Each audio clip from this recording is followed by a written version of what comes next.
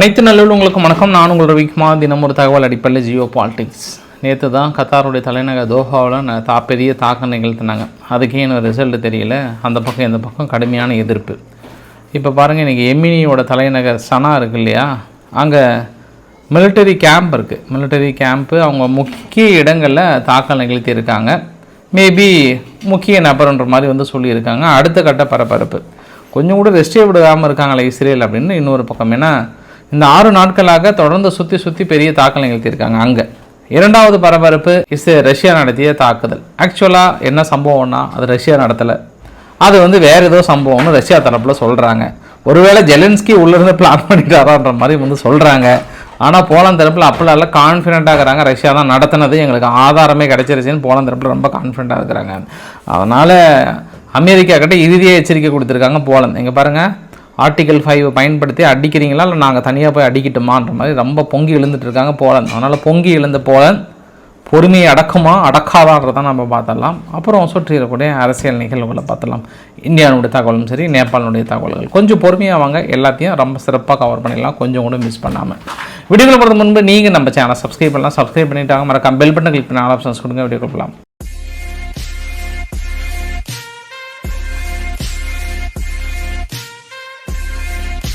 இப்போ just now நான் video எடுக்க வர்றதுக்கு ஒரு 1/2 ஹவருக்கு முன்பு, நான் இப்போ இந்த வீடியோ எடுக்கும்போது 8:45 PM. இன்றைக்கி டேட் 10 செப்டம்பர். கரெக்டாக ஒரு அரை மணி நேரத்துக்கு முன்பு ஏமனுடைய தலைநகர் சனா இருக்கு இல்லையா, அந்த சனாவில் கவர்மெண்ட்னுடைய சென்ட்ரல் கமாண்டுடைய சென்ட்ரல் கமாண்ட் ஹெட் குவார்ட்டர், ட்ரெஸரியோட முக்கிய பகுதி, அப்புறம் இன்னும் 2-3 பகுதி இருக்குது. அதாவது அவங்க பேங்கிங் சிஸ்டம் இந்த மாதிரி பகுதியெலாம் இருக்குது. அந்த இடத்தெல்லாம் குறி வைத்து பெரிய ஒரு தாக்கல் நிகழ்த்தியிருக்காங்க. உங்களுக்கான வீடியோ பதிவு பாருங்கள். உங்களுக்கு கிட்டத்தட்ட அங்கே பக்கத்துலேருந்து பார்த்த ஒரு அனுபவமே கிடைக்கும்னு நினைக்கிறேன் இந்த தாக்குதல். சரி, இந்த தாக்குதலுக்கு அப்புறம் இஸ்ரேலினுடைய டிஃபென்ஸ் மினிஸ்டர் கேட்ஸ் அவர்கள் என்ன சொல்லிட்டாங்கன்னா, பெயின்ஃபுல் பிலோ, இதுக்கப்புறம் கொஞ்சம் எமினி அவதிகளுக்கு வலிக்கிற மாதிரி அடி இருக்கும், இந்த அடி கண்டிப்பாக அவங்க உணருவாங்க அப்படின்னு சொல்லியிருக்காங்க. இனி அவங்க தரப்பிலிருந்து செய்தியில் வாசிக்கிறதுக்கோ கொடுக்கறது கூட ஆள் இல்லாமல் போகிறதுக்கு வாய்ப்புகள் இருக்குது. இந்த ரைசிங் பெல்ஸ் அப்படின்னு போட்டிருக்காங்க. இதுக்கு பேர் ஏமன் மீது நடத்தப்படுகிற தாக்குதல் பேர் ரைசிங் பெல் அடிக்கிறது கூட ஆள் இல்லாமல் போயிடுவாங்கன்ற மாதிரி இந்த தரப்பில் ஒரு அரை கோவில் விடுத்திருக்காங்க. ஸோ தொடர்ந்து தாக்கல் நிகழ்த்தப்படுகிறது. ஏன்னா இவங்க என்ன எய்ம் வச்சிட்டாங்கன்னா, எங்களுடைய விமான நிலையத்தின் மீது முந்தானத்து தாக்கல் நடத்துனீங்க, அதற்கு நாங்கள் உங்களை புளியாமல் விட மாட்டோன்றாங்க. இவங்க இன்றைக்கி ஒரு அமைச்சர் கூட இல்லையே, உயிரோடு இல்லையே, ஒருத்தர் கூட இல்லையே, அத்தனை பேருமே இறந்து போயிட்டாங்களே அப்படின்னு இந்த தரப்பில் ஒரு ஆதங்கம் இருக்கிறது. அதனால் இன்று நடத்தப்படுகிற தாக்குதல் அவங்களுடைய மிலிட்ரி ஹெட் குவார்ட்டர் மீது நடத்தப்பட்ட தாக்குதல். மேபி மிலிட்ரியினுடைய ஹெட் குவார்ட்டர் இருக்கக்கூடிய முக்கிய நபர்கள் அடுத்தடுத்து இறந்தாங்களா அப்படின்ற ஒரு பரபரப்பு சம்பவம். ஐயா, கத்தானுடைய சம்பவமே இன்னும் ஓய்வு பெறலை ஐயா, அங்கே பெரிய விசாரணை போயிட்டுருக்கு. அதுக்குள்ளே இஸ்ரேல் இவ்வளோ ஸ்பீடாக இருந்தீங்கன்னா எப்படி உங்களுக்கு இப்போ அமெரிக்கா டஃப் கொடுத்து ஒவ்வொரு நாடையும் சமாதானப்படுத்துறது சொல்லுங்கள். இப்போ தான் போயிட்டு கத்தாரை சமாதானப்படுத்திருக்காங்க. ஏன்னா சமாதானப்படுத்துகிற முயற்சியில் இல்லை, ஒன்றும் வெற்றி அடைகிற மாதிரி தெரியல. ஏன்னா இன்றைக்கி யுஏனுடைய பிரசிடென்ட் நேராக வந்துட்டார். முகமது பின் ஜயாத் அவர்கள் அல்தானி அவர்களை பார்க்குறது வந்துட்டார்.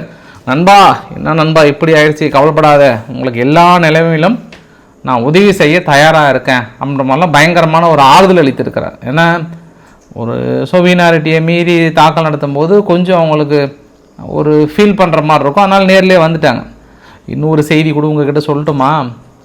எங்கே இந்த இஸ்ரேல் நீங்கள் நடத்திய திட்டம் ஆல்மோஸ்ட் கொஞ்சம் ஃபெயிலராக இருக்குமோன்ற மாதிரியும் கொண்டிருக்கிறது மறுவைத்த நபர்கள். ஏன் அப்படின்னா, நார்மலாகவே ஒரு 2-3 ரூம் இருக்குங்க.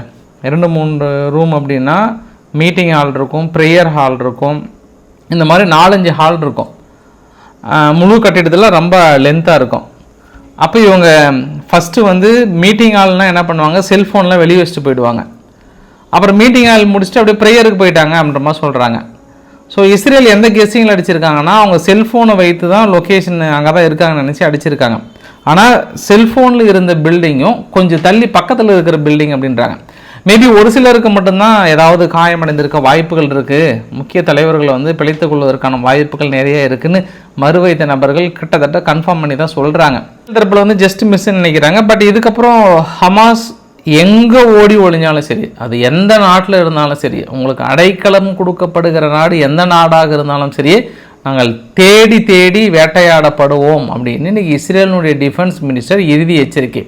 அப்போ அவருடைய எச்சரிக்கையும் நடந்த சம்பவங்களும் பார்த்தா மேபி மிஸ் ஆகிருக்கலாம். ஆனால் சொல்ல மறுக்கிறாங்க, கத்தார் வந்து சொல்ல மறுக்கிறாங்க. ஒருவேளை மருத்துவமனையில் அங்கேயும் ட்ரீட்மெண்ட் கொடுக்குறான்னு ஃபோட்டோ வந்து கடைசியில் மருத்துவமனையை அட்டாக் பண்ணிட்டாங்கன்னா அது இன்னும் டேஞ்சராக போயிடும். அதனால் இந்த தடவைலாம் கத்தார் வந்து நான் மூச்சோட விட மாட்டேன், முடிஞ்ச அளவுக்கு வாயை வச்சு அமைதியாக இருக்கிறேன்ட்டாங்க. ஆனால் இஸ்ரேல் மீது கொலகாண்டில் இருக்கிறாங்க கத்தார். எனிமி, எங்களுக்கு ஒரு மிகப்பெரிய ஒரு எதிமி. ஹமாஸ் எதிர்க்காதானே நீங்கள் தாக்கல் நடத்துறீங்க, நாங்கள் எல்லாருமே ஹமாஸ் தான் நடத்திடுவியா? இல்லை உன்னால் நடத்த முடியுமா? கத்தாரில் இருக்கிற ஒட்டுமொத்த மக்களுமே ஹமாஸ் தான்ப்பா, எப்படிப்பா நீங்கள் தாக்கல் நடத்த முடியும்? இல்லை நான் சொல்கிறேன் நான் அப்படின்னு சொல்லிட்டு ஒரு லீகல் டீம் அரேஞ்ச் பண்ணிட்டார். அந்த லீகல் டீமோட வேலையே ஆதி முதல் அந்த முறை முழு விசாரணையை வந்து முடிச்சுட்டு இதை வந்து அன்ஆன்சர் பண்ணாமல் போகவே கூடாது. அவங்க இந்த கேள்விக்கு பதில் அளித்தே தீரணும், அடித்து முடிச்சிடுங்கிற மாதிரியான பயங்கரமான விசாரணை வந்து அந்த பக்கம் போயிட்டு இருக்கான். ஒருவேளை கடைசியில் நான் எங்கள் விசாரணையில் இதெல்லாம் இருக்குன்னு சொல்லிட்டு கொஷின் பேப்பர் எழுதி அவங்கக்கிட்ட கொடுத்து அவங்க கோடிட்டு இடங்களை நிரப்புங்கன்ற மாதிரி அவங்க எழுதி கேட்பாங்களோ, இல்லை நிஜமாவே போய் நேராக விறுவிறுன்னு போய் தாக்கல் நடத்திடுவாங்களோ அப்படின்னு தெரியல. ஆனால் கத்தார் வந்து 4 வாரத்தை நச்சுன்னு சொல்லியிருக்காங்க. ஸ்டேட் ஆஃப் டெரரிசம் ஒன்று யார்? Israel. One of the rogue nation, இந்த ரீஜியன்லேயே ஒரு ரக் நேஷன்னா அவங்க தான். பார்பரிக் ஆக்ட், இந்த மாதிரி என்னென்ன அந்த வார்த்தைகளை சொல்ல முடியுமோ அத்தனை வார்த்தைகளும் சொல்லி திட்டி வைத்திருக்காங்க அங்கே இருக்கக்கூடிய நிகழ்வுகள். ஆனால் மக்களுடைய ஷிஃப்ட், அதாவது நான் காசாக்குள்ளே வந்துட்டேன், வீடியோ பதிவுகள் பாருங்கள், ஒரு பெரிய லீஃபெல்லாம் போட்டு ஆல்மோஸ்ட் நான் உங்களுக்கு லட்சக்கணக்கான மக்கள் வெளியேறாங்கன்னு சொன்னேன் இல்லையா, அதுக்கான ப்ராசஸ் வந்து போயிட்டுருக்கு. இஸ்ரேல் தொடர்ந்து வாய்ஸ் மெசேஜ் அனௌன்ஸ் பண்ணிட்டே இருக்கிறாங்க, லீஃப் வந்து தொடர்ந்து பிரிண்ட் அவுட் போட்டு அனுப்பிட்டு இருக்காங்க, டெக்ஸ்ட் மெசேஜ் அங்கே இருக்கக்கூடிய மக்களுக்கு அனுப்புகிறாங்க, தனிப்பட்ட முறையில் ஃபோன்னு சொல்லியிருக்காங்களாம், அது மாதிரி அடுத்தது சொல்லியிருக்காங்களாம். ஆனால் ஹமாஸ் என்ன பண்ணிட்டாங்க, மற்றொரு கலர் பிரிண்ட்டை போட்டு, அதாவது ஆப்போசிட் டைரெக்ஷனில் போக சொன்னாங்கன்னு சொல்லிட்டு அந்த கலர் பிரிண்ட்டு மக்கள்கிட்ட கொடுத்து திடீர்னு பாதிக்கு மேலே வந்த மக்களை குழப்பமடைய வச்சு இதில் ஒரு சதி வேலை செய்கிறார்கள் அப்படின்னு இஸ்ரேல் தரப்பில் ஒரு குற்றச்சாட்டு சுமத்துறாங்க. ஆனால் பாருங்களேன், இன்னுமே அவங்ககிட்ட கலர் பிரிண்ட் போட்டு இது மாதிரி ஆயிரக்கணக்கான பிரிண்ட் அவுட் கொடுக்குற அளவுக்கான மிஷின்ஸ் எல்லாம் இன்னும் வச்சுருக்காங்கன்னா அதே பெரிய விஷயம் தானே இல்லையா? எல்லாத்தையும் அழிச்சிட்டோம் அப்படின்னு சொல்லப்பட்டிருந்தா கூட பெரிய விஷயம் தானே. ஆனால் மக்களையும் ஹமாஸையும் பிரிக்கின்ற நோக்கத்தில் மிகப்பெரிய இருக்காங்க. எல்லாத்துக்குமே ஒன்றுனா ஈரான் வந்து பயங்கரமாக சப்போர்ட் பண்ணுவாங்க. பட் ஈரானே ஆல்மோஸ்ட் வெள்ளைக்கொடியை தூக்கிட்டாங்க. இப்படி வெள்ளைக்கொடியை தூக்கி ஒரு அமைதி போதும் எங்களுக்கு அமைதி என்ற மாதிரி தூக்கிட்டாங்கன்றாங்க. நான் சொல்லப்பா ஈரானுடைய பத்திரிகைகளே எழுத ஆரம்பிச்சிட்டாங்க. ஏன்னா IAEA கிராசி இருக்கிறாரில்ல, அவர்கிட்ட போய் நேற்றே அக்ரிமெண்ட் போட்டார். ஆக்சுவலாக உங்களுக்கு நேற்று இந்த செய்தியை சொல்ல வேண்டியது, பழைய செய்தியை கொண்டு வந்து உங்ககிட்ட சொல்லிட்டு இருக்கேன். ஆல்மோஸ்ட் நீங்கள் வரலாம், இன்ஸ்பெக்ட் பண்ணலான்ற ஒரு சில கண்டிஷன், மொத்தம் ஒரு 10 கண்டிஷனில் ஒரு 5-6 கண்டிஷன் ஒத்துக்கிட்டாங்க. ஆனால் இந்த ஸ்பை வேலை செய்கிற ஆள்லாம் வந்து நீங்கள் அலோவ் பண்ண மாட்டேன், அதே மாதிரி நாங்கள் லொக்கேஷன்லாம் அலோவ் பண்ண மாட்டேன், வரலாம் நீங்கள் மற்றதெல்லாம் பண்ணலான்றாங்க.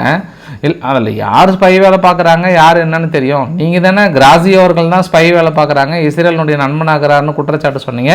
ஆனால் எல்லாமே இறங்கி வந்துட்டாங்க. இறங்கி வந்து ஆல்மோஸ்ட் நாங்கள் ஒன்றும் பிரச்சனை இல்லைன்னு மறுபடியும் பழையபடி வந்துட்டாங்கன்றது ஒரு கூடுதல் தகவல் ஐயா.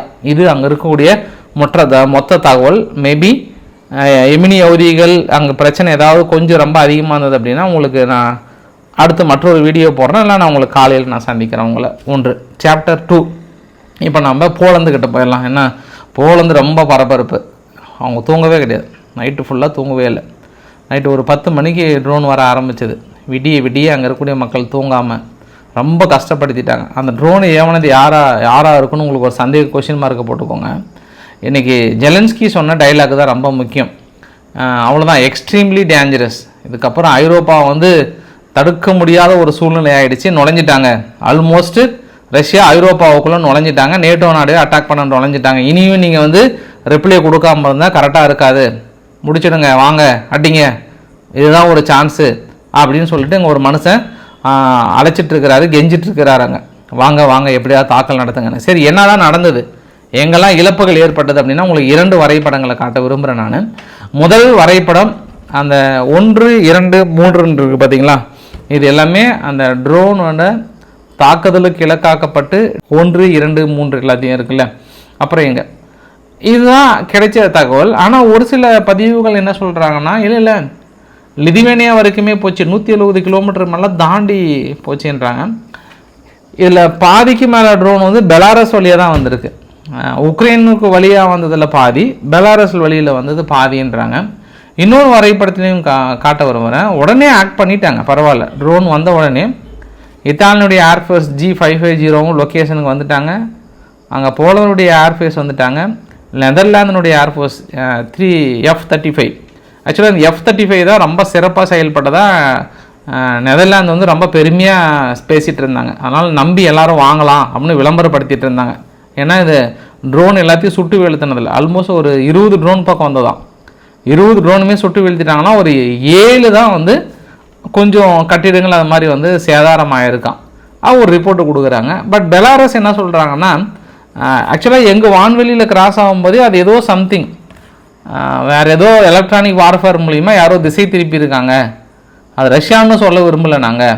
ஆனால் ஒரு 4 மணி நேரத்துக்கு முன்பே நாங்கள் போலந்துக்கிட்ட சொல்லிட்டோம். போலந்துக்கிட்டையும் லிதுவேனியாக்கிட்டையும் நட்பின் அடிப்படையில் இந்த மாதிரி என்ன பண்ணாலும் வர முடியல, நாங்களும் 1-2 சுட்டு வீழ்த்தணும், எங்களாலையும் முடியல, கொஞ்சம் பார்த்து சோதானமாக நடந்துக்கோங்க. பெலாரஸ்னுடைய மிலிட்ரி டிஃபென்ஸ் மினிஸ்டர் என்ன சொல்கிறாருன்னா, இல்லை நான் போலந்துக்கு இன்ஃபார்ம் பண்ணிட்டேன் முன்னாடியேன்றாங்க. ஆனால் இது வரைக்கும் மொத்தம் ஒரு 8 இடங்கள் சொல்கிறாங்க. 8லேருந்து 10 இடங்களே சொல்கிறாங்க. பெரிய அளவுக்கு இலக்குகள் ஆக்கப்பட்டதை வந்து சொல்கிறாங்க. இதில் ரஷ்யா வந்து நாங்கள் இல்லை, எங்களுடைய ட்ரோன் வந்து 700 கிலோமீட்டருக்கு மேலே தள்ளி தான் போகாதுன்றாங்க. அதிகபட்சம் நீங்கள் நினைக்கிற மாதிரி போலனுடைய எல்லை பகுதி வரைக்கும் வரலாம். ஆனால் நீங்கள் சொல்கிறத பார்த்தா லிதுவேனியா வரைக்கும்லாம் போயிருக்கு. அப்போ நீங்கள் அனலைஸ் பண்ணுங்கள் அப்படின்னு ரஷ்யா தரப்பில் வந்து ஒரு கோரிக்கை ஒன்று வைக்கிறாங்க.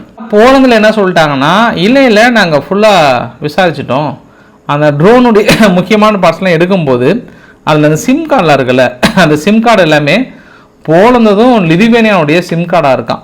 அதுதான் வந்து ஈஸியாக இங்கே இருக்கக்கூடிய ஜியோ லொக்கேஷன்லாம் டேக் பண்ணி தாக்கல் நடத்துறதுக்கு எளிதாக இருக்குன்ற மாதிரி அங்கே சொல்கிறாங்க. அது வந்து பெலாரஸ் வழியாக தான் கடந்து வந்திருக்கு. ஆனால் போலந்து லிதுவேனியாவுடைய சிம் கார்டுன்ற மாதிரி சொல்கிறாங்க. நாங்கள் எவ்வளோ அக்யூரேட்டாக கண்டுபிடிச்சிட்டோம், இதுக்கப்புறமா நீங்கள் ஆர்டிகல் 5 பயன்படுத்தலைன்னா நாங்கள் தனியாக போயிடுவோம், முடிச்சுடுவோம் கதையன்றாங்க. முடிச்சு அடித்து நொறுக்கிடுவோன்றாங்க போலந்து தரப்பில். பாருங்கள், உங்களுக்காக வீடியோ பதிவு பாருங்கள். அவ்வளோதான், கிளம்ப ஆரம்பிச்சிருச்சு. எல்லாமே போலந்தினுடைய எல்லை பகுதியில் போய் நிறுத்த ஆரம்பிச்சிட்டாங்க. ஃபுல்லாக சும்மா ரெடி அடிக்க ஆரம்பிக்கிட்டோமான்ற மாதிரி சொல்கிறாங்க. போலந்தினுடைய வீரர்களுக்கு எல்லாருமே எந்த சூழ்நிலையும் ட்ரெஸ்ஸோடே இருங்கன்ட்டாங்க. ஏன்னா நைட்டு படுக்கும்போது காலை எந்திரிக்கும் போது நீங்கள் பாத்ரூம் போகிறனா கூட ட்ரெஸ்ஸோடே இருந்துக்கோங்க, அப்படின்னா போதும் 5 நிமிஷத்தில் வந்து எல்லைக்கிட்ட நிற்கணுன்ட்டாங்க. அந்தளவுக்கு இது வரைக்கும் போலந்து இந்த மாதிரி எச்சரிக்கையெல்லாம் கொடுத்ததுலாம் இதான் முதல் முறைன்றாங்க. இப்போ வந்து டூஆ டை தான் அமெரிக்கா கிட்ட கேட்குறாங்க. ஆர்டிகல் 5 பயன்படுத்தி நீங்கள் அடிக்கிறீங்களா, நாங்கள் அடிக்கிட்டோமான்றாங்க. ஜெர்மனி தரப்புலையும் ஜெர்மனியுடைய ஃபாரின் மினிஸ்டர் வந்து வடாபால் அவர்கள், அவர் பேர் வந்து வடப்பாவு சாப்பிட்ற மாதிரி தான் இருப்பார். இவர் என்ன சொல்கிறார் அப்படின்னா, ரஷ்யாவுடைய இன்டென்ஷன் தெரிஞ்சுதான்றேன் நான், பிடிக்க ஆரம்பிச்சிட்டாங்களா, வந்துருச்சா ட்ரோனு, முடிஞ்சு, இதுக்கப்புறமும் நம்ம உஷாராக இருந்துக்கணுன்றாங்க. எப்பா நீங்கள் கொடுக்குற பில்டப்புலாம் சாதாரண ஆள் இல்லைப்பா. எங்கள் அரசியல்வாதிலாம் நீங்கள் தூக்கி சாப்பிட்ருவீங்க பண்ணிக்கலாம், சாதாரண இல்லை. எங்கள் அரசியல்வாதியெல்லாம் உங்களோட கம்பேர் பண்ணும்போது ஒன்றுமே இல்லைன்னு நினைக்கிறேன். நீங்கள் கொடுக்குற பில்டப்பெல்லாம் பார்த்தா 7 ட்ரோனு. அங்கே ரஷ்யா தரப்பில் என்னென்னா, நான் வாய்ப்பில்லை, ஏதோ எலக்ட்ரானிக் வார்ஃபேர் மூலிமா இந்த பக்கம் திருப்பிட்டாங்களா, இல்லை உக்ரைனே உள்ளே பூந்து வேலை செஞ்சுட்டாங்களான்னு ஒரே பெருத்த சந்தேகத்தில் இருக்காங்க.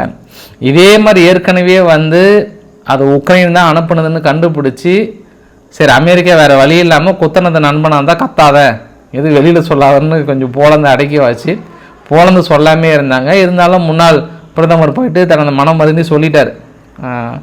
இவங்க உக்ரைனே அனுப்பிட்டு கடைசியில் எங்களை எப்படியாவது வாரில் கொண்டு கோத்து விடணுன்னு பார்த்தாங்க.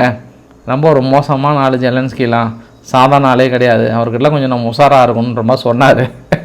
ஆனால் இப்போ எனக்கு என்ன சந்தேகம்னா, ஏதாவது வேறு வேலை கில்லாக்கத்திரி வேலை மாதிரி ஏதாவது பண்ணியிருப்பாரான்ற மாதிரி எனக்கு டவுட்டாக இருக்குது. ஏற்கனவே அதுக்கான அர்த்தங்கள் சொல்லிட்டேன். இந்த உள்ளடி வேலைகள் ஏதாவது செய்திருப்பாரா அப்படின்ற மாதிரி எனக்கு தோணுது. இல்லை ரஷ்யா வந்து போலனுடைய எல்லை பகுதி வரைக்கும் தாக்கல் நடத்த முயற்சி பண்ணி உள்ளே போய் தாக்கல் நடத்தினாங்களா என்னன்னு தெரியல. போலனுடைய எல்லை பகுதியை காப்பதற்காக, குறிப்பாக ரஷ்யா கிட்ட இருந்தும் அங்கே பெலாரஸ் கிட்ட இருந்தும் நிறைய அகதிகளை காப்பதற்காக 43.7 பில்லியன் ஃபண்டு சிறப்பு நிதியை ஒதுக்கி இருக்கிறது ஐரோப்பா. பெரிய ஒரு வரப்பிரசாதம், மற்ற நாடுகளுக்கு கிடைக்காத ஒரு வரப்பிரசாதம் போலந்துக்கு கிடைத்திருக்கிறது.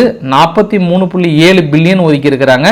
உரசல்லா வாண்டலையா சமீபத்தில் பெலாரஸுடைய பகுதியில் இருந்து உள்ளே வர ஆரம்பித்தாங்க இல்லையா, அந்த பகுதியில் போயிட்டு பேட்டி கொடுக்கும் போதே தெரியுது சம்திங். ஆனால் இப்போ கூட என்ன ஒரு சந்தேக பார்வையில் சொல்கிறாங்கன்னா, இல்லை அமெரிக்காவுடைய B2H ஸ்ட்ராட்டஜிக் பாம்பர் வந்து அமெரிக்காவிலிருந்து கிளம்பி ஐரோப்பாவில் போய் நிலைநிறுத்துகிறாங்க, ஏதோ பண்ண போகிறாங்கன்ற மாதிரி வந்து சொல்கிறாங்க. தெளிவாக இருக்கலாம், நம்மலாம் எப்படி இருக்கலாம், தெளிவாக இருக்கலாம். ஆனால் ஒரு டவுட்டு மட்டும் எனக்கு வருது. ஏன்னா இப்போ பெலாரஸ் அடித்தா அது தனி, மேபி இந்த சந்தர்ப்பத்தை பயன்படுத்தி இவங்கெல்லாம் ஒன்றா போய் பெலாரஸ் அடிப்பதுக்கு வாய்ப்புகள் இருக்குது. ஆனால் பெலாரஸ் வந்து கொஞ்சம் முன்கூட்டியே அலர்ட் ஆகி நான் பயந்துட்டு சொல்லிட்டாங்க, இல்லை நாங்கள் பண்ணல, அது முன்கூட்டியே உங்களுக்கு சொல்லிட்டுன்ற மாதிரி சொல்கிறாங்க. அமெரிக்கா தரப்பில் இரு கொஞ்சம் கோட்டசாமிங்கள பொறுமையாக இருங்க, கொஞ்சம் வெறி பிடிச்ச வேங்கையாக தெரியாதீங்க, கொஞ்சம் அமைதியாக இருங்க அப்படின்னு ஆசுவாசப்படுத்துகிறாங்க. இருந்தாலும் போலந்து தான் சாக்கு, நம்ம போய் அடித்தே ஆகணுன்றாங்க. கடைசியில் அமெரிக்கா தரப்பில் இவங்க நேட்டோ நாடுகள் மீதே சந்தேகம் வந்துடும் போல், அதனால் கையை நீட்டுப்பான்னு சொல்லிட்டு, இங்கே பாருப்பா ஒரே ஒரு சின்ன இன்ச்சு கூட நாங்கள் பாதிப்பு வராத அளவுக்கு நாங்கள் பார்த்துக்குறோம், கொஞ்சம் பொறுமையாரு, ஏன் இப்படி எடுத்தோம் கோவத்தெல்லாம் பேசுகிறீங்க, இப்போ ஏதோ தலைவர் ரொம்ப கிரிட்டிக்கல் கண்டிஷனில் இருக்கிறாரு அப்படின்னு சொல்லி ஆசுவாசப்படுத்தி வச்சுருக்காங்க. அதெல்லாம் ஆக்சுவலாக உண்மையே கிடையாது. பொருளாதார ரீதியாக பெருசாக லாக் ஆகிட்டாங்க. அவங்க ஐரோப்பாவை கோத்துணுன்னு நினைக்கிறாங்க. இந்த ஐரோப்பாவை என்ன பண்ணுறாங்க, அமெரிக்காவை பேச்சு கேட்டு அடுத்தடுத்து பொருளாதார போடணும்னு நினைக்கிறாங்க. இவங்க எப்பாடப்பட்டாவது நேட்டோன்ற போர்வையில் அமெரிக்காவை கொண்டு வந்து உள்ள விட்டுறலாமான்னு இவங்க நினைக்கிறாங்க. எல்லாமே விடாகண்டன் கொடாகண்டனுங்களே, இவங்க சாதாரண ஆளுங்களாம் கிடையாது. இதில் ஜெலன்ஸ்கி சைடில் எட்டி பார்க்குறாரு, எப்போ வந்துடுவாங்களா வரமாட்டாங்களா, வந்தால் பரவாயில்லன்னு அவர் ஒரு பக்கம் சைடில் எட்டி பார்த்துருக்கிறாரு. இருந்தாலும் இப்போ என்ன பிரச்சனைனா, இங்கே லிதுவேனியா இருக்குல்ல, லிதுவேனியாவில் ஒரு கேஸ் ஏற்றிட்டு போகக்கூடிய ஒரு ட்ரெயின் மாதிரிங்க வரிசையாக ஒரு 6 கம்பார்ட்மெண்ட்டுக்கு மேலே திடீர்னு வெடித்து சிதறிடுச்சு. இப்போ இது மாதிரி சம்பவம்லாம் வெடித்து சிதறினா நீங்களே சொல்லுங்கள், யார் மேலேங்க சந்தேகம் வரும் சொல்லுங்கள். இப்போ ஐரோப்பாவில் இருக்கக்கூடிய ஒரு நாடு, நேட்டோவில் இருக்கக்கூடிய நாடு, ஒருத்தர் வந்து காலையில் சாப்பிட்டு முறைப்படி அவர் எதுவுமே போகாமல் வயிறு உபசமாக இருந்தால் என்ன காரணம், யாருங்க காரணம், இல்லை அவங்க குழாயில் தண்ணி வரலாம், யாருங்க காரணம், யார், அவங்க தான், முடிஞ்சது கதையை. அதனால் இப்போ அடுத்தடுத்த முடிவுகள் எடுக்க போகிறாங்க. இது மொத்தத்துக்கும் காரணம் இது வந்து ரஷ்யாவுடைய வார், ரஷ்யா தான் இதுக்கு பே பண்ணியே ஆகணுன்ட்டு உர்சுலா வான் டெர் லியன் அவர்கள் முடிவு எடுத்திருக்காங்க. சரி, நமக்கு ஒரு சிறப்பு சம்பவம் என்ன அப்படின்னா, ஃப்ரான்ஸ் சம்பவம் செஞ்சிட்டாங்க. நேபாள் மாதிரி அடுத்து வந்து ஃப்ரான்ஸ் கிட்டத்தட்ட ஸ்டார்ட் ஆக போகுது. இது நம்ம ஆல்மோஸ்ட் ஒரு 3 நாளைக்கு முன்பு இதை பற்றி பேசியிருந்தோம். 4 பிரைம் மினிஸ்டர் ராஜினாமா பண்ணிட்டாங்க. மறுபடியும் ஒரு பிரைம் மினிஸ்டர் இவர் தானே தேர்ந்தெடுத்தாருன்னா அது வெறியாக மாறி மக்கள் அடிக்க ஆரம்பிச்சிருவாங்க. அது பெரிய ட்ரபுளாக இருக்கும். ஒன்று ஆட்சி கலைக்கணும், இல்லைன்னா மறுபடியும் தலைவர் என்ன பண்ணிட்டாரு, எதிர்கட்சிகள்லாம் ஒன்றா சேர்ந்து ஒரு ஆளை நினைப்பான்னு பார்த்தா மறுபடியும் அவருக்கு தெரிஞ்ச ஆளை பிரதமர் அனௌன்ஸ் பண்ணிட்டார். வந்துச்சு இந்த ஃபார்வர்ட் குரூப்ஸ் எங்குக்கெல்லாம் பயங்கரமான ஒரு போராட்டம். எல்லா இடத்துலையும் பெரிய மெயின் ரோடில் என்ன பண்ணிட்டாங்க, இவங்களே சிமெண்ட் கலவையெல்லாம் கொண்டு வந்து செங்கல் போட்டு அடுக்க ஆரம்பிச்சிட்டாங்க. ஏய் யாருக்கிட்ட வந்து எங்கே மோதுறீங்க இந்த மாதிரி. இப்போ ஃப்ரான்ஸுக்கு வந்து வெறிஞ்சு அப்படியே நெக்கில் இருக்காங்க. எந்த நேரத்தில் மேபி இந்த வீடியோ பற்றி வெளியே வரும்போது கூட பற்றி எரியும் ஃப்ரான்ஸ் அதிபர் மேக்ரன் தலைக்கு விளைன்ற மாதிரிலாம் வரலாம். அந்த அளவுக்கு ரொம்ப ஒரு பயங்கரமான சுச்சுவேஷன். இவங்க தான் சீக்கிரமாக போயிட்டு உக்ரைனை காப்பாற்ற போகிறாங்க. ஸோ நம்ம நினைக்கிற மாதிரி ஒரு நிகழ்வு நடக்குதுங்க. ஃப்ரான்ஸ், அடுத்தது ஜெர்மனி, ஃப்ரான்ஸ் இதுக்கப்புறம் இன்னும் ஒரு அதிகபட்சம் 3 மாதம் 4 மாதம் கூட தாங்காது. அதுவே நான் ரொம்ப அதிகமாக ப்ரெடிக்ட் பண்ணுறேன்னு நினைக்கிறேன். நான் இனி போராட்டங்கள் கொஞ்சம் கொஞ்சமாக அதிகமாகிறதுக்கான வாய்ப்புகள் நிறைய பிரகாசமாக தென்படுகிறது. அதுக்கான வீடியோ பதிவில் நீங்கள் பார்த்துருப்பீங்க. நீங்கள் இப்போ நம்ம ட்ரம்ப் அவர்கள்கிட்ட வந்துடலாம். ஏன்னா ட்ரம்ப் அவர்கள் பாருங்கள், அன்று இந்தியாவுடைய எக்கானமி டெட் எக்கானமி, அதற்கு வந்து இங்கே இருக்கக்கூடிய எதிர்கட்சிகள் கூட ஆமாம் அவர் கரெக்டாக சொன்னாருன்றாங்க. இப்போ அதே ட்ரம்ப் அவர்கள் ஓடி வந்து என்ன சொல்கிறாருன்னா, one of the great country, great எக்கானமின்றாரு இன்னைக்கு. அப்போ இன்னைக்கு ஓடி வந்து எதிர்கட்சிகள் ஆமான்னுவாங்களா என்ற ஒரு கேள்வி நான் வச்சுக்கிறேன். ஏன்னா அன்னைக்கு அவர் டெட் எக்கானமின்னு சொல்லும்போது உண்மையை சொல்லிட்டார், ட்ரம்ப் வந்து பொய் சொல்ல மாட்டார் அப்படின்றாங்க. அப்போ இன்னைக்கு இந்தியாவை பற்றி புகழ்ந்து போட்டிருக்கிறாரு, அப்போ இதுவும் உண்மையை சொல்லிட்டாரா அப்படின்னா, இதுதான் அவர் பேச்சை நம்பி யாரெல்லாம் ஆதரவு தெரிவிக்கிறீங்களோ நாளைக்கு அவங்களுக்கு பல்பு விழுன்றதுக்கான ஒரு சிறந்த எக்ஸாம்பிள் சொல்லலாம். நவ்ரோ அவர்கள் யார், அமெரிக்கா ட்ரம்ப்போடைய அட்வைசரு. இவர் என்ன சொல்கிறாருன்னா, இந்தியா பண்ணுறது சரியில்லை, இந்த சந்தை மதிப்பில் அவங்க பசங்களெல்லாம் நிறைய பேருங்க வந்து படிக்க வைக்கிறாங்க, ஐடி ஃபீல்டெல்லாம் ஃபுல் பண்ணிக்கிறாங்க, எங்கள் மக்களுக்கு வேலை வாய்ப்பு இல்லாமல் பண்ணிடுறாங்க, அவங்கக்கிட்ட ஆயில் வாங்கிட்டு அந்த ஆயில்னால தான் அவங்க தொடர்ந்து தாக்கல் நடத்துகிறாங்க அப்படின்னு சொல்கிறாரு. எனக்கு ஒரே ஒரு கேள்வி தான், ஆயுதங்கள் சேல்ஸ் பண்ணுறதுனால நீங்கள் லாபமே அடையலை. இப்போ உக்ரைனுக்கு நீங்கள் ஆயுதங்கள் சேல்ஸ் பண்ணுறதுனால ஒரு சிங்கிள் பைசா லாபம் அடையலை. எல்லாமே நீங்கள் சமூக சேவை தான் பண்ணிகிட்ருக்கீங்க. இப்போ இந்த போர் நிறுத்துறதுக்கு சமூக சேவை தான் பண்ணிகிட்ருக்கீங்க. இந்தியா மட்டும்தான் இந்த போரை வந்து வளர்த்திட்ருக்கு. இவங்களும் ஐரோப்பாவும் சும்மா போரை நிறுத்துறதுக்கான முயற்சிகள் பண்ணிகிட்டு இருக்காங்க இல்லை, அதுதான் இவங்க சொல்ல வராங்க. சரி, இவ்வளோ பேசுகிறீங்க, ஒரே ஒரு கேள்விக்கு மட்டும்தான் பதில். என்னென்னா, இந்த சார்ட்டை பார்க்குறீங்கல்ல, இது வந்து இந்த லாஸ்ட் ரெட் கலர் இருக்குல்ல, அதாவது அரசாங்கத்தினுடைய வரியால் வந்த லாபம் அப்படின்னு சொல்கிறாங்க. இப்போ லாஸ்ட் ஆகஸ்ட் மாதம் மட்டும் 30 பில்லியனுக்கு மேலே கலெக்ட் ஆகிருக்கான். அதுதான் ரொம்ப ஹையஸ்ட் நிதின்றாங்க. இதுக்கு முன்னாலாம் ஆவரேஜாக அவங்க ரெவன்யூ, டேரிஃப் ரெவன்யூ வந்து 7 பில்லியன் வந்தது. இப்போ ஆவரேஜாக 23 24 பில்லியன் வந்திருக்கான். 300 பில்லியன் எக்ஸ்ட்ரா வந்திருக்கான். 2024 விட 300 பில்லியன் ரெவன்யூ அதிகமாக வந்திருக்குன்றாங்க. அந்த வரி எல்லாமே சம்மந்தப்பட்ட நாடுகிட்ட வாங்கினீங்களா, உங்கள் மக்கள்கிட்ட வாங்கினீங்களா? இதுக்கான பதில் மட்டும் கிடைச்சதுன்னா அமெரிக்கா பொருளாதாரம் வளர்ந்ததா வீழ்ச்சி அடைஞ்சதுன்னு அவங்களுக்கே தெரியும். தன் சொந்த மக்கள்கிட்ட தான் இவ்வளோ வரியும் வாங்கிட்டு நாங்கள் அந்தந்த நாடை பனிஷ் பண்ணிட்டோம், வரி விதிச்சுன்னு சொல்லிட்டு வெற்றின்னு கொண்டாடிட்டு இருக்காங்களே, அது எந்த வகையில் அது அவங்க பொருளாதார ரீதியாக உதவும்னு எனக்கு தெரியல.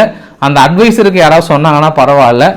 இந்தியாவுடைய பிரதமர் மோடி அவர்கள் ஜார்ஜியா மெலோனி அவர்கள், இத்தாலியுடைய பிரதமர் ஜார்ஜியா மெலோனி அவர்கள்கிட்ட வந்து இது மாதிரி இரு நாடுகளோட உறவுகளை பற்றியும் அப்புறம் வர்த்தக ஒப்பந்தத்தை பற்றியும் தேவையான அளவு ஏற்றுமதி இறக்குமதியை பற்றி ரொம்ப டீப்டாக நாங்கள் பேசணும் அப்படின்ற மாதிரி வந்து சொல்லியிருக்காங்க. மேபி ஏற்கனவே ஃப்ரான்ஸ் உத்தரவாதம் கொடுத்துருக்காங்க, ஐரோப்பா உத்தரவாதம் கொடுத்துருக்காங்க. அதாவது ஐரோப்பா கொஞ்சம் கொஞ்சமாக இந்தியாவுக்கு எதிராக மூவ் பண்ணுறது தெரியுது. அதனால் இது மாதிரி தனிப்பட்ட நாடுகளோட ஆதரவுக்கு கொடுக்கிறது இந்தியா. இப்போ ஃப்ரான்ஸோ இத்தாலியோ வந்து அது வீட்டு அதிகாரம் கொண்டு வந்து தடுக்கலாம், செய்யலாம். அந்த மாதிரி அதற்காக கூட இருக்கலாம்ன்ற மாதிரியான ஒரு முயற்சியாக கூட பார்க்குறேன் நான். ஒன்று, இப்போ நம்ம நேபாள்கிட்ட போகணும் அப்படின்னா நான் நேற்று சொன்ன கான்செப்ட் தான். பிஜேபி எதுக்குறன்ற பேரில் ஒட்டுமொத்த இந்தியாவையும் பிரிவினையை தூண்டுவதற்கான கும்பல் இனி சிறப்பாக வேலை செய்யும். இந்த மாதிரியான இந்த அருந்ததி இவங்கெல்லாம் வந்து இதுதான் வேலையை அவங்களுக்கு தொடர்ந்து. இன்றைக்கி இவங்களோட போஸ்ட்டை பார்த்தாலே நம்மளுக்கு தெரியுது. நான் நேற்று தான் சொன்னேன், ஸ்ரீலங்கா, பங்களாதேஷ், பாகிஸ்தான், அடுத்தது இங்கே இந்தியாவுக்கு இவங்களுக்கெல்லாம் ஃபண்டிங் சர்வசாதாரணமாக வந்து குவியும். இதுக்கப்புறம் இந்த மாதிரியான விஷயங்களை வந்து விவகாரத்துக்காக இப்போ வந்து இவங்களை கைது பண்ணாங்க அப்படின்னாங்கன்னா எதிர்கட்சிகள்லாம் பயங்கரமாக எதிர்ப்பு தெரிவிக்கிறாங்க. அது எப்படி நீங்கள் இந்த மாதிரியான சமூக செயற்பாட்டாளரை வந்து நீங்கள் கைது பண்ணலான்னா, ஆனால் இந்த மாதிரியான கருத்துக்கள்லாம் அவங்க பதிவிடலாம். ஆனால் எந்த எதிர்கட்சிகள் இந்த மாதிரி சமூக செயற்பாட்டாளர்கள் பத்திரிகை சுதந்திரம் நசுக்கப்படுகிறதுன்னு சொல்கிறாங்களோ அதே கட்சிகள் அந்தந்த மாநிலத்தில் ரொம்ப மோசமாக நடந்துக்கிறாங்க. அரசாங்கத்தை பற்றி கொஞ்சம் விமர்சனம் பண்ணால் கூட சரி, கைது பண்ணுறது ரொம்ப மோசமாக, வாழ்க்கையில் ஏன்டா இப்படி பேசுகிற அளவுக்கு கஞ்சா கேஸ்ன்னு எல்லாம் போட்டு வைக்கிறாங்க. இவ்வளோ ஏன் எங்கிட்ட கூட ஒரு வார்த்தை கேட்டாங்க, நீங்கள் வந்து பிரதமர் முதல்வரோட பயணத்தை பற்றி ரொம்ப டீட்டெயிலாக டெப்த்தாக சொல்ல அப்படிமா சொன்னாங்க. 2 பேர்த்த வந்து கைது பண்ணிட்டாங்க. அதாவது அப்படி இப்படின்னு போட்டதுனால சரி நம்ம பாட்டு சும்மா இல்லாமல் வழக்கம் போல் நக்கலும் நையாண்டி பேசி நம்ம என்னத்துக்கு போயிட்டு இங்கே வந்து அவ்வளோ அமோகமாக இருக்குது, நீ யாரை எடுத்து பேசிட்டுனாலும் வாழலாம், இங்கே ஏதாவது தவறாக சொல்லிட்டா அங்கே முடியாதுன்றனால தான் நான் டோட்டலாகவே விலகிக்கிட்டேன். வேண்டாம், நம்மளுக்கு எல்லாரும் நல்லவர்களே அப்படின்ற அடிப்படையில் போயிடலான்றனால தான் விலகிட்டேன். நான் இங்கே மட்டும் இல்லை, நீங்கள் காங்கிரஸ் இருக்கிறதும் சரி, இல்லை ஆம் ஆத்மி இருக்கிற எல்லா இடத்துலையும் சொல்கிறேன், இவங்க அங்கே விமர்சனம் பண்ணுறாங்க அப்படின்னா இவங்க எல்லாமே அந்த அளவுக்கான பத்திரிகை சுதந்திரம் கொடுக்குறாங்களா அப்படின்னா அதை விட மோசமாக நடந்துக்கிறாங்க. நீங்கள் வந்து மத்திய அரசு நீ எவ்வளோ நாளும் விமர்சனம் பண்ணலாம், அதை வந்து பெருசாக உங்களுக்கு ரியாக்ஷன் இருக்காது. ஆனால் நீங்கள் அந்தந்த மாநில அரசுகளை நீங்கள் வந்து விமர்சனம் பண்ணிங்கன்னா அது மோசமான விளைவுகளை அந்த உடனே இம்பேக்ட் உடனே வரும், உங்களை நோண்டி எடுக்க ஆரம்பிச்சிருவாங்க. இது வந்து நான் வெளிப்படையாக சொல்கிறதுல ஒன்றுமே கிடையாது. அதனால தான் நான் மேக்ஸிமம் அவாய்ட் பண்ணுவதற்கான காரணம். இதையே நான் இவ்வளோ டெப்த்தாக நான் ரொம்ப டீட்டெயிலாக சொல்கிறேன் அப்படின்னா, இனி வந்து இந்த ஒரு சந்தர்ப்பத்தை பயன்படுத்தி அமெரிக்கா எல்லா வேலைகளையும் எல்லா பாசிபிலிட்டிஸும் பண்ணுவாங்க. ஏன்னா நம்ம நேபாளுடைய சம்பவத்தை பார்க்குறோம், நம்ம நிறைய பேரோட பதிவுகள் எல்லாமே பார்க்க முடிஞ்சுது. அடுத்தது இந்தியான்னு பெருமையாக போட்டுட்டு இருந்தாங்க.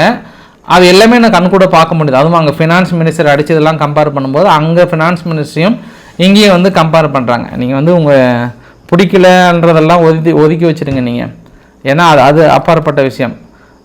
ஆனால் அதற்காக ஒரு கட்சி பிடிக்கலன்றதுக்காக ஒரு பிரிவினைக்கு ஒரு அச்சாரமாக வைப்பதுக்கான வாய்ப்புகள் இருக்கும்னு நேற்று சொன்னால் அதுக்கான இன்றைக்கி எக்ஸவத்தில் நிறைய பார்க்க முடிஞ்சுது.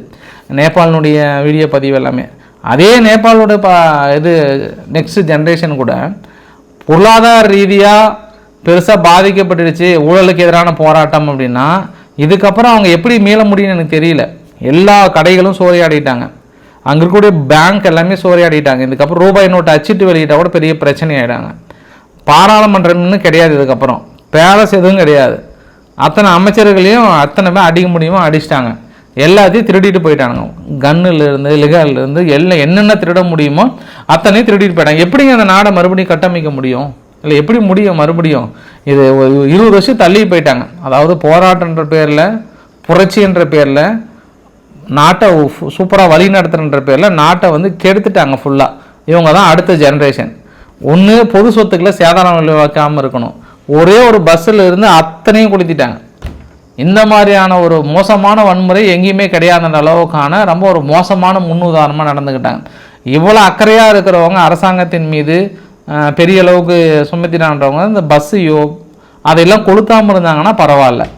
ஒன்று கூட மிச்சம் மீறி தேரவே கிடையாது. ஃபைனலாக நேபாளினுடைய தலைவர், இடைக்கால தலைவராக நீதிபதி சுசீலா கார்கி அவர்கள் வந்து தேர்வு செய்யப்பட்டிருக்கிறார் அப்படின்றது கூடுதல் தகவலாக சொல்லியிருக்காங்க. இப்போ நம்ம வெனிசுலா தகவலோடு முடிச்சிடலாம். வெனிசுலா மீது தாக்கம் நடத்துவதற்கான வாய்ப்புகள் நிறைய பிரகாசமாக தென்படுகிறது. கொஞ்சம் நிறையா ரோந்து பணியிலேருந்து உழவு வேலைலாம் பயங்கரமாக பார்த்துட்ருக்காங்க. சுற்றி நடந்துகிட்டே இருக்குது. வெனிசுலா சொல்கிறதுக்கு முன்பு இன்னொன்று காத்மாண்டு, கிட்டத்தட்ட நேபாள் முழுவதும் ஆல்மோஸ்ட் அவங்க கட்டுப்பாட்டுக்கு வந்துருச்சு, இராணுவத்தினுடைய கட்டுப்பாட்டுக்கு வந்துருச்சு. கொஞ்சம் அமைதி நிலவியதுன்ற மாதிரி சொன்னாங்க. இந்த வீடியோ பதிவோடு முடிக்கிறோமே. இது இந்தோனேஷியாவில் நடந்த ஃப்ளட்டு. பாலின்ற பகுதியில் மிகப்பெரிய அளவுக்கான ஃப்ளட்டு பயங்கரமாக வந்துட்டுருக்கு. அந்த வீடியோ பதிவு போடும்போது கனடானுடைய ஸ்டூடெண்ட் விசா, அதாவது இந்தியாவிலேருந்து கனடாவுக்கு அப்ளை பண்ண ஸ்டூடெண்ட் விசாவை வந்து ஆல்மோஸ்ட் 80% மேலே ரிஜெக்ட் பண்ணியிருக்கிறாங்க அப்படின்றது ஒரு கூடுதல் தகவலாக வந்து சொல்ல முடியும். ஃபைனலாக ஒன்று தான், என்ன தான் ஆப்பிள் ஃபோன் இந்தியாவில் தயாரித்தா கூட உலகத்திலே ஆப்பிள் ஃபோனோட விலை எங்கே அதிகம் அப்படின்னா இந்தியாவில் தான். அது வந்து ஒன்றும் சொல்கிறதுக்கு இல்லை. மேபி ஜிஎஸ்டி பார்க்கலாம். இப்போ செப்டம்பர் மாதம் இப்போ 22க்கு அப்புறம் ஜிஎஸ்டி குறைக்கிறேன்னு இருக்காங்க. அப்படி நீங்கள் 18லேருந்து 5% இருந்தால் கூட ரிஸ்க்கு தான். ஏன்னா சிங்கப்பூரில் 1.20 17 ப்ரோ வந்து, அப்புறம் 1.17 1.12 இருக்கிறதுலே அமெரிக்கா தான் பாரு. அவங்க வேறு நாட்டில் அசம்பிள் பண்ணி ப்ரொடக்ஷன் பண்ணி அவங்க நாட்டில் இறக்குமதி பண்ணி அவங்க கம்மியாக விற்கிறாங்க. ஆனால் ப்ரொடக்ஷன் பண்ணுற நம்ம வந்து அதிக ரேட்டு கொடுத்து வாங்க வேண்டிய ஒரு சூழ்நிலை. இதுதான் என்னால் ஏற்றுக்கவே முடியல. நம்ம வந்து லோக்கல் மேனுஃபேக்சரிங், இதை நான் வன்மையாக கண்டிக்கிறேன். இவரான வன்மையாக கண்டிக்கிறேன். ஏன்னா இப்போ இறக்குமதி வரியும் கிடையாது, எதுவும் கிடையாது. இங்கே தானே நீங்கள் ப்ரொடக்ஷன் பண்ணுறீங்க, இங்கே தானே பண்ணுறீங்க நீங்கள். அப்புறம் எதுக்கு சார் இவ்வளோ விலை வருது? எனக்கு சொல்லுங்கள். ஆப்பிள் நிறுவனமாக இருந்தாலும் சரி, இந்தியாவாக இருந்தாலும் எனக்கு பதில் சொல்லி தான் ஆகணும் நீங்கள். ஸோ பிடிச்சிருந்தா லைக் பண்ணுங்கள், ஃப்ரெண்ட்ஸுக்கு ஷேர் பண்ணுங்கள், சப்ஸ்கிரைப் பண்ணுங்கள். ரவிக்குமார் சோமச்சல். நன்றி, வணக்கம்.